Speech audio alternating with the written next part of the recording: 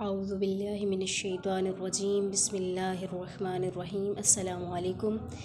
ईद रोज़े मुबाहला पढ़ी जाने वाली नमाज़ दो तरह की है, यानी एक ज़वाल से क़ब्ल पढ़ी जाने वाली नमाज़ है जो कि 2 रकत नमाज़ है। अल्हम्द के बाद सूरह फ़ातिहा के बाद 10 मरतबा उसमें सूरह इख़लास पढ़ी जाएगी, 10 मरतबा सूरह क़द्र पढ़ी जाएगी और 10 मरतबा आयतुल कुर्सी पढ़ी जाएगी। इसी तरह से दोनों रकत में यही सेम अमल होगा और 2 रकत नमाज को ख़त्म करने के बाद तस्बीह जनाब सैयदा पढ़ी जाएगी।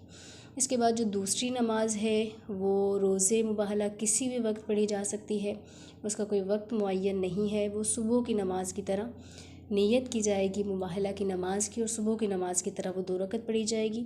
उसके बाद 70 मरतबा अस्तग़फ़िरुल्लाह रब्बी व अतूबु इलैह पढ़ा जाएगा और तस्बीह जनाब सैयदा पढ़ी जाएगी।